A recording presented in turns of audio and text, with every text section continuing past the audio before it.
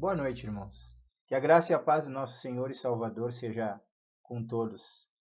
Eu quero trazer para você uma meditação da palavra do Senhor que se encontra no Evangelho de Mateus, no capítulo 25, dos versículos 14 ao versículo 30. Se você quiser acompanhar na sua Bíblia, repetindo, Evangelho de Mateus, capítulo 25, dos versículos 14 ao 30. A palavra do Senhor nos diz assim: Pois será como um homem que, ausentando-se do país, chamou seus servos e lhes confiou os seus bens.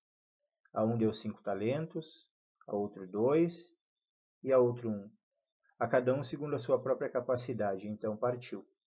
O que recebera 5 talentos, saiu imediatamente a negociar com eles e ganhou outros 5. Do mesmo modo, o que recebera 2 ganhou outros 2.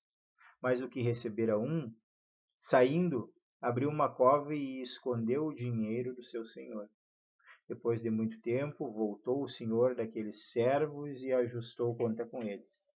Então, aproximando-se o que recebera 5 talentos, entregou outros 5, dizendo: Senhor, confiaste-me 5 talentos. Eis aqui outros 5 talentos que ganhei. Disse-lhe o senhor: Muito bem, servo bom e fiel. Foste fiel no pouco, sobre o muito te colocarei. Entra no gozo do teu senhor. E aproximando-se também o que recebera 2 talentos, disse o Senhor: 2 talentos me confiaste. Aqui tens outros 2 que ganhei.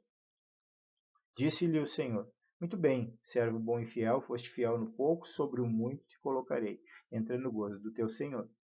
Chegando por fim o que recebera 1 talento, disse: Senhor, sabendo que és homem severo, que ceifas onde não semeaste e ajuntas onde não espalhaste, receoso, escondi na terra o teu talento. Aqui tens o que é teu. Respondeu-lhe, porém, o Senhor: Servo mau e negligente. Sabias que ceifo onde não semeei e ajunto onde não espalhei. Cumpria, portanto, que entregasses o meu dinheiro aos banqueiros, e eu, ao voltar, receberia com juros o que é meu. Tirai-lhe, pois, o talento e dai-o ao que tem 10, porque a todo o que tem se lhe dará, e terá em abundância, mas ao que não tem, até o que tem lhe será tirado. E o servo inútil lançai-o para fora, nas trevas. Ali haverá choro e ranger de dentes. Vamos orar ao Senhor neste momento. Nosso Deus e Pai de misericórdia, Deus Santo, Deus Todo-Poderoso, nós nos colocamos diante da Tua presença nesta hora e glorificamos o Teu nome, Pai. Muito obrigado, Senhor, pelos Teus benefícios, pelo Teu cuidado, pela Tua mão bendita, pelo Teu poder santo sobre as nossas vidas, Papai querido. Obrigado porque o Senhor tem suprido as nossas necessidades e cuidado de nós. Senhor, nós pedimos, Pai querido, que o Senhor nos ajude neste momento de meditação da Tua palavra, que o Senhor nos dê o entendimento, que o Senhor nos dê a capacidade, Pai querido, de compreendermos, Senhor, intelectual e espiritualmente a Tua palavra e aplicarmos as Tuas verdades aos nossos corações, conduzirmos as verdades da Tua palavra, Senhor, conduzirmos as nossas vidas através e por meio das verdades da Tua palavra, Pai. Ajuda-nos, orienta-nos, Senhor, faz-nos, Senhor, também sermos servos fiéis, Pai querido, como aqueles que a parábola ilustra, Papai amado, e que o Teu nome seja glorificado por intermédio das nossas vidas. Abençoa, Senhor, a cada um de nós nesta noite, Pai querido, bem como aqueles irmãos, Senhor, que ainda não receberam porção da Tua palavra, que esta palavra sirva de instrução para a vida deles e de edificação.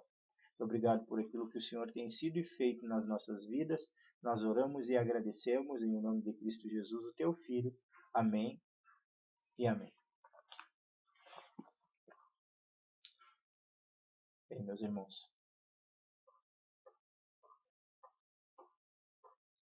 Jesus Cristo, ele em muitos momentos do seu ministério terreno falou aos discípulos e às multidões por meio de parábolas. Uma parábola, ela consistia num relato, numa história de ficção que descrevia, em parte, o que ocorria na vida real das pessoas. Então era Era uma história para ilustrar ou para ensinar alguma coisa.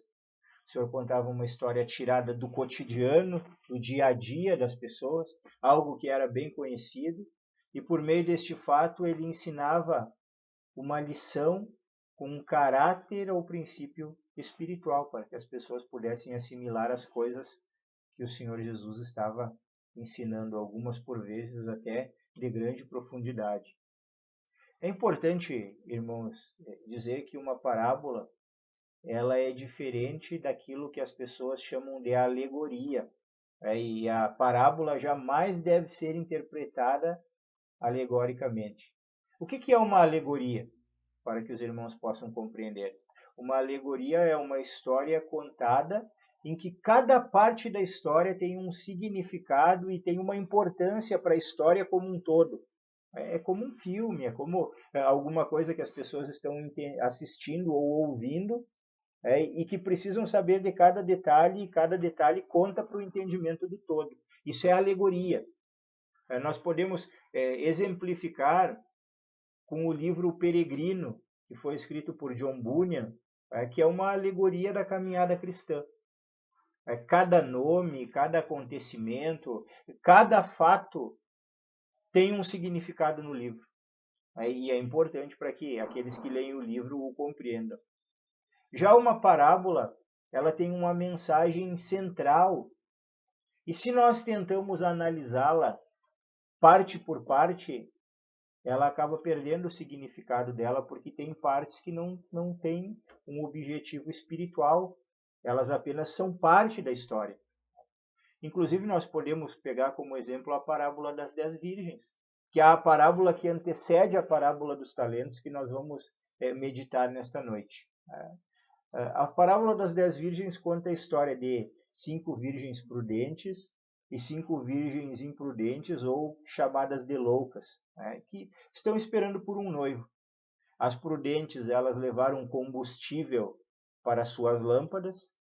As loucas não levaram combustível reserva. Aconteceu que o noivo ele se atrasou, e elas adormeceram. Num dado momento da noite, elas são chamadas e é dito que o noivo está vindo. Só que o que aconteceu? As viúvas imprudentes, por não terem levado azeite ou combustível para suas lâmpadas, pedem para as prudentes: dá-nos do vosso azeite. E as prudentes vão dizer: não será que nós fiquemos também sem azeite? Saiam e comprem. O resumo da história é: as virgens prudentes, elas entram para a festa de casamento e a porta é fechada, enquanto que as viúvas nécias ou loucas, elas ficam de fora do casamento ou das bodas. Qual é a lição central dessa parábola? O que a parábola pretende transmitir, a parábola das 10 virgens? Apesar dela ter muitos detalhes, o ensinamento dela é sobre a importância da vigilância para o cristão. O cristão precisa aprender com as virgens prudentes que ele tem que estar preparado sempre para a vinda do noivo, porque o contexto da parábola das 10 virgens, pretende falar da vinda de Cristo, da segunda vinda de Cristo. Então, tem uma mensagem central. Isso é uma parábola. Ela difere do que é uma alegoria, porque ela tem uma mensagem principal que ilustra, no caso das 10 virgens, a vinda de Cristo, ou a segunda vinda de Cristo. A parábola dos talentos, que nós vamos refletir a respeito, ela foi contada no contexto do 6º grande sermão do Senhor Jesus, que trata dos últimos tempos e da vinda do Senhor para implantar o seu reino eterno, e ensina a importante lição de que, no período em que o mestre está ausente e a sua segunda vinda, neste meio tempo, os seus servos devem trabalhar dedicadamente com os recursos recebidos, com os dons, com as capacitações, com os talentos recebidos da parte dele, para continuar edificando o seu reino até o dia da vinda dele.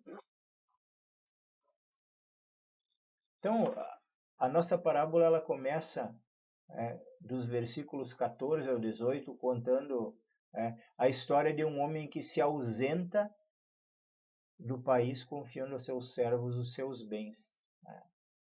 A parábola ela começa com uma introdução que não é muito compreensível, porque ela começa dizendo o seguinte: pois será como um homem que, ausentando-se do país, chamou seus servos e lhes confiou os seus bens. Mas o que será como um homem que se ausentou do país e que confiou os bens aos seus servos? E aí nós precisamos ir para o contexto dela, e como nós falamos anteriormente, o Senhor Jesus está falando no contexto da sua segunda vinda. Nós precisamos voltar lá para o versículo 1 do capítulo 25 para entendermos exatamente o que o Senhor está pretendendo contar com essa parábola. Porque lá ele diz: então o reino dos céus será semelhante a 10 virgens que, tomando as suas lâmpadas, saíram a encontrar-se com o noivo. Agora ele continua na parábola dos talentos contando uma outra história a respeito do reino dos céus na sua segunda vinda. Então nós entenderíamos bem se nós disséssemos o seguinte: então o reino dos céus será como um homem que, ausentando-se do país, chamou seus servos e lhes confiou os seus bens. Temos nele então a afirmação de que o reino dos céus será semelhante a este homem, ou seja, ausentou-se à semelhança de Cristo, chamou alguns servos seus e distribuiu a cada um bens ou talentos de acordo com a sua capacidade. Esses bens aqui distribuídos em termos de talento, eles representam aqui ou uma medida de peso. Quando a Bíblia fala de talentos, o talento é uma medida de peso entre 26 e 36 quilos. Ou pode significar em moedas, que poderiam ser cunhadas em ouro, prata ou cobre, o que causaria uma variação no seu valor. Ou ainda outros comentaristas fazem a equivalência de um talento a 6.000 denários. Nós podemos dizer que o denário, para a compreensão dos irmãos, é o valor de um dia de trabalho de um trabalhador braçal. Então, um talento corresponderia a 6.000 dias de trabalho de uma pessoa que fosse trabalhador braçal. Quando nós olhamos para o texto aqui que nós fizemos leitura e para a maneira como o Senhor distribui esses talentos, fica nítida a ideia de que o talento era dinheiro e que os servos deveriam trabalhar com esse dinheiro, negociar com esse dinheiro, ganhar mais dinheiro com o dinheiro que eles receberam. Na primeira parte, então, da parábola, nós podemos ter algumas compreensões, irmãos, da semelhança da parábola com o reino de Deus. Assim como o homem da parábola se ausentou do país, o Senhor Jesus também, ele veio para estabelecer um reino que começou a ser implantado quando ele veio ao mundo, quando ele começou a pregar o evangelho de João, o evangelho do reino. E quando o Senhor Jesus é arrebatado aos céus, após a sua morte e ressurreição, para sentar-se à direita de Deus Pai, ele outorga a responsabilidade da pregação do evangelho, da edificação da igreja, do discipulado, do exercício dos dons espirituais, do exercício dos talentos. Ele outorga aos seus apóstolos, e os apóstolos outorgam aos seus discípulos, e isso vai acontecendo à medida que a igreja vai sendo estabelecida, até chegar aos nossos dias, a igreja de Cristo nos nossos dias, e a responsabilidade continua, porque o Senhor Jesus começou o estabelecimento de um reino, mas ele não retornou ainda para completar o estabelecimento desse reino. Então, nesse meio tempo, todos aqueles que foram servos do Senhor foram chamados para continuar, utilizando os seus dons, exercendo as capacidades maiores ou menores que receberam do Senhor, porque como nós vemos aqui na parábola, cada um recebeu dinheiro para negociar de acordo com a sua capacidade. Um recebeu 5, outro recebeu 2, outro recebeu 1. Então, cada um de acordo com a sua capacidade. No que diz respeito aos dons, aos talentos, às capacidades que nós recebemos da parte de Deus e que são semelhantes, nós podemos dizer que cada um tem talentos e dons e chamado de Deus para exercê-los de acordo com a sua capacidade também. Então, cabe a nós hoje, a semelhança da parábola, exercermos esse trabalho até o dia que o Senhor novamente vier para estabelecer finalmente o seu reino. Cada um recebeu dinheiro para negociar segundo a capacidade. Isso é semelhante ao reino de Deus. O Senhor nos atribuiu capacidades para servirmos a Ele, e exercermos os dons que Ele nos concedeu. Podemos perceber na parábola uma diferença também entre os servos dedicados, que ao receberem os seus valores imediatamente foram negociar e ganhar mais dinheiro, e o servo negligente que enterrou o dinheiro. Aqui nesta parte, irmãos, existe uma semelhança com o reino dos céus na sua implantação, indicando que os envolvidos com o reino, que são verdadeiros servos de Deus, eles entenderão o chamado de Deus e trabalharão dedicadamente para implantar o reino de Deus, e enquanto os falsos servos, que querem estar participando dos benefícios do reino, esses aí até vão receber alguma coisa, mas não vão cumprir porque eles não têm talentos verdadeiros, eles não têm dons, eles não têm capacidades verdadeiras. Eles querem estar em meio ao reino, eles querem estar em meio à igreja para desfrutar daquilo que Cristo pode dar. Nós vemos pessoas procurando prosperidade financeira, nós vemos pessoas procurando curas, nós vemos pessoas procurando tantas outras coisas, e que não entenderam a verdadeira mensagem do Evangelho, que o nosso grande bem é o próprio Cristo Jesus, que o nosso grande bem é a salvação das nossas almas, e que até, às vezes, por misericórdia e graça divina, nós recebemos, como consequência da nossa fidelidade, da nossa obediência, bênçãos da parte de Deus. Mas isso é a consequência. E nós vamos nos deparar no dia do juízo final, no dia do julgamento, com essas pessoas que estiveram em meio à igreja de Cristo e que vão dizer para o Senhor, mas no teu nome nós fizemos isso, no teu nome nós fizemos aquilo, nós trabalhamos por teu reino. E o Senhor vai dizer, eu nunca conheci vocês. Nem todo o que me diz Senhor, Senhor entrará no reino dos céus, mas aquele que faz a vontade do meu Pai que está nos céus, aquele que obedece a palavra de Deus, aquele que entendeu a palavra de maneira a obedecê-la. Esse é o que vai entrar no reino dos céus. Os outros vão ser convidados a se apartar do Senhor. Então, algumas pessoas em nossos dias até pensam que ir na igreja faz dela cristãos. Mas a verdade é que, assim como ir até uma garagem não faz de nós carros, também ir à igreja não faz de pessoas cristãs. Elas precisam sim ser regeneradas, elas precisam sim entender a verdade, elas precisam sim utilizar os seus dons e talentos que vêm da parte de Deus e que quando nós utilizamos não é mérito para nós, porque os dons e talentos são fruto da graça de Deus e nós compreendemos dessa maneira.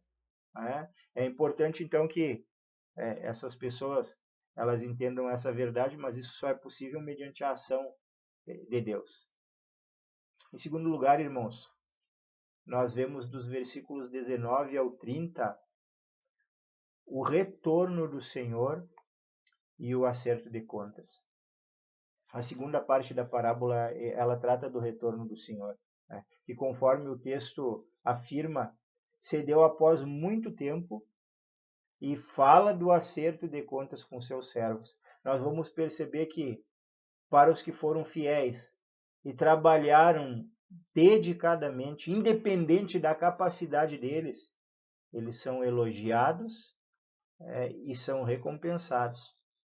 Nós vemos nos versículos 20 ao 23, o texto nos diz assim: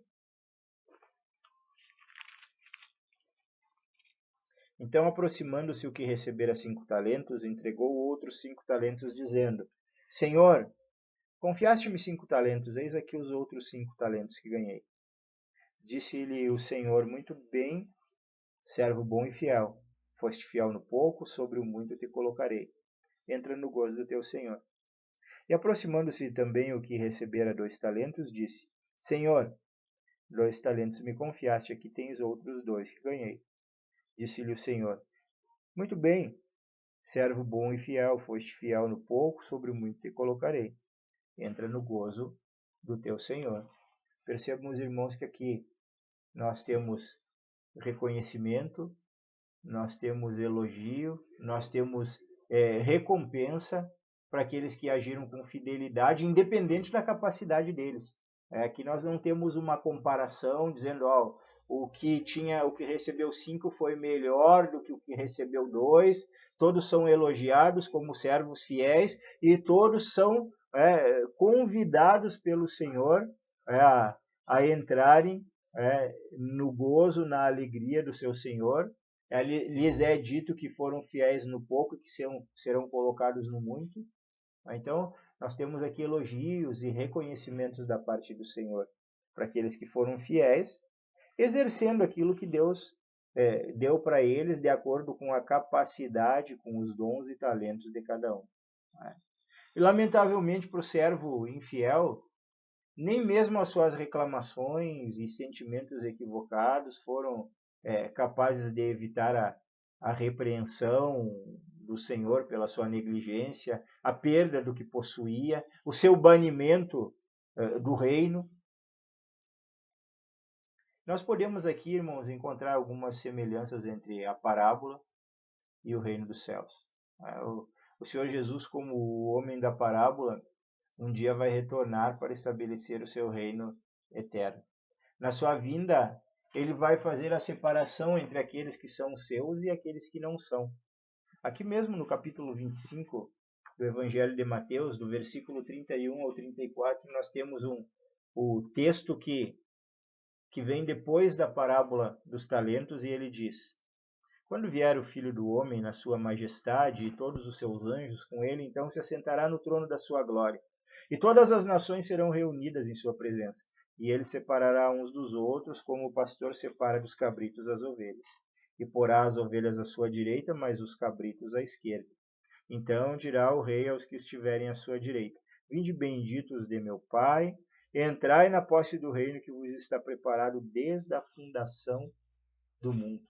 Então nós temos aqui uma narrativa bíblica do que vai acontecer naquele dia que o Senhor retornar para estabelecer o seu reino.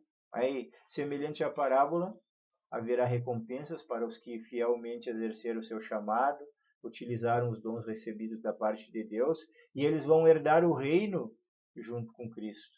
Essa é a característica dos verdadeiros cristãos, homens e mulheres de Deus fiéis e dispostos a servirem o seu Senhor. Agora, uma coisa que a parábola não ilustra bem, irmãos, e que precisa ser esclarecido aqui, é o fato de que o servo infiel, como nós dissemos lá no início, nem tudo que a parábola diz é detalhe para ser aplicado como espiritual ou com uma aplicação ou uma finalidade espiritual. Às vezes é apenas parte da história. Porque um servo, como o servo infiel, até poderia fazer parte de uma criadagem de um senhor humano, fazer parte de um grupo de trabalhadores, como eram os outros trabalhadores, outros negociantes. Agora, quando nós nos referimos ao reino de Deus, aos eleitos do Senhor, todos são fiéis. Nenhum vai ser jogado para fora do reino ou para o inferno, porque a perseverança dos santos é uma obra do próprio Deus nas nossas vidas. Não depende dos nossos dons, das nossas obras, de alguma coisa que nós façamos. Nós vamos chegar até o final sendo fiéis a Deus. Nós vamos herdar o reino por aquilo que Deus fez por nós, por intermédio de Jesus Cristo. Tudo isso é fruto da graça de Deus. Nós somos pecadores, salvos pela graça de Deus. Nós só temos o benefício do reino porque lá na eternidade o Senhor, em seu amor eletivo, nos escolheu. Então, assim como Ele nos escolheu e assim como Ele nos salvou, Ele vai fazer com que nós perseveremos até o final. Jamais perderemos a salvação. Jesus Cristo prometeu isso para nós. Os irmãos querem ver um texto que fala a respeito disso? João capítulo 10, no versículo 27, nos diz assim: As minhas ovelhas ouvem a minha voz e eu as conheço e elas me seguem. Eu lhes dou a vida eterna. Jamais perecerão. Ninguém as arrebatará da minha mão. Aquilo que meu Pai me deu é maior do que tudo. E da mão do Pai ninguém pode arrebatar. Quer dizer, o Senhor diz, quem é ovelha minha, em primeiro lugar, conhece a minha voz.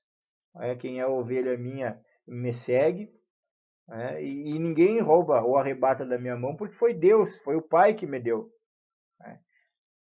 E ninguém pode arrebatar aquilo que Deus me deu. Então, nós podemos ter essa segurança.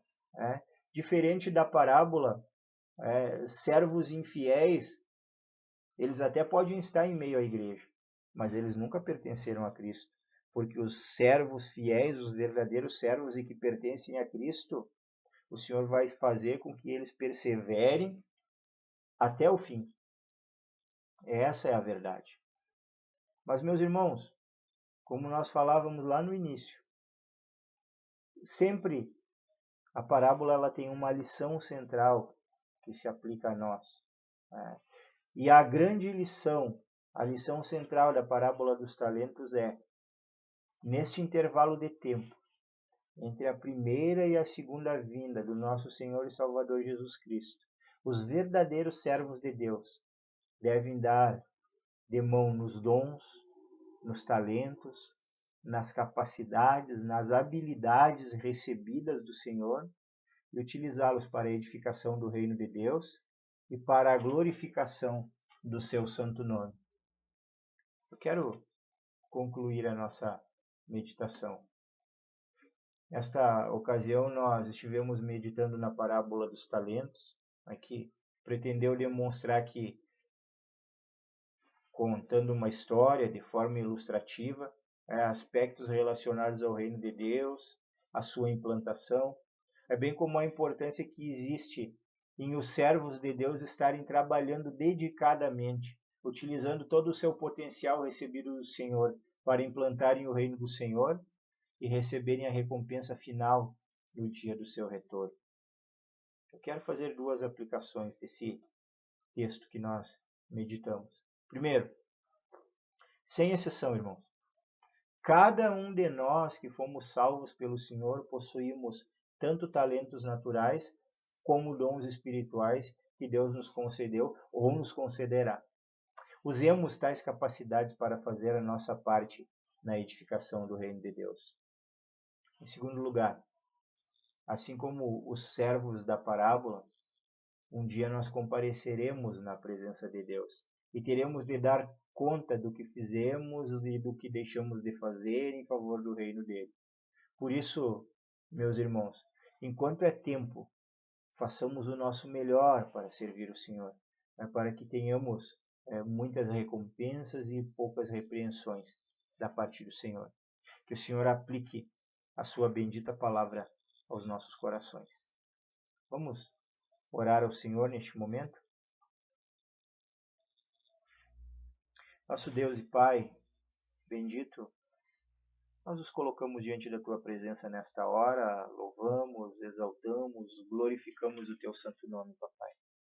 Muito obrigado, Pai, por essa meditação, Pai querido, muito obrigado pela Tua palavra que o Senhor nos concedeu, Pai, que é instrumento de crescimento, de edificação, de verdade para as nossas vidas, Pai.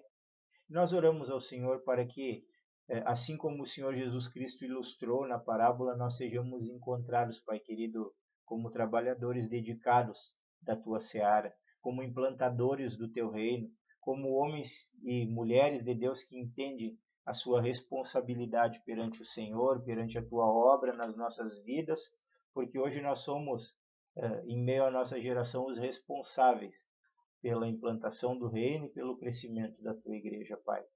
Ajuda-nos, dá-nos da Tua graça, fortalece-nos, Dá-nos sabedoria para fazermos o melhor com aquilo que o Senhor nos deu, Pai querido. Para que um dia, ao prestarmos conta na Tua presença, Senhor, ouçamos também, Pai querido, palavras da Tua parte, Pai querido, de louvor, de reconhecimento, Pai querido, mais do que repreensões da parte do Senhor, Papai. Senhor, abençoa Teu povo, Pai. Abençoa esta semana que está por vir, Pai, que seja uma semana abençoada, que seja uma semana de crescimento, que seja uma semana guardados do mal. Abençoa, Senhor Todo-Poderoso, o nosso país para que a pandemia do coronavírus, Senhor, comece a ser vencida, que o número de contágios comece a cair, Papai querido, que o Senhor tenha a tua mão estendida para consolar as famílias daqueles que partiram, alguns para estar com o Senhor, outros para a condenação eterna, que o Senhor tenha misericórdia, sobretudo, dos teus eleitos, Papai. Guarda-nos durante esta semana de todo o mal e de tudo aquilo que não vem de Ti, fortalece a nossa fé, fortalece a nossa confiança no Senhor e aplica as verdades da Tua palavra que estaremos meditando, abençoa a nossa comunhão de oração contigo durante a semana, Pai, e que tudo nas nossas vidas seja feito para a honra e para a glória do Teu nome. É o que nós oramos e agradecemos em nome de Cristo Jesus, o Teu Filho. Amém e amém. Uma boa semana a todos, que Deus os abençoe.